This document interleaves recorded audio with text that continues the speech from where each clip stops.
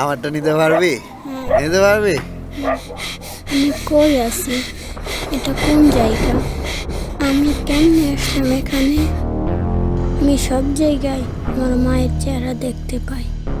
যেখানে যাই সবার মধ্যে খালি আমার মায়ের চেহারা দেখতে পাই। সব জায়গায় আমি আমার বাপের চেহারাও দেখতে পাই। এটা আমারে সবসময় ভয়ের মধ্যে রাখে। একসাথে তো সবাইকে বাঁচাতে পারবে না। তোর তো দেখছি আসলে মাথা খারাপ হয়ে গেছে। আমার মাথা সব সময় খারাপ। তাহলে আমরা বাচ্চা পাবো কি?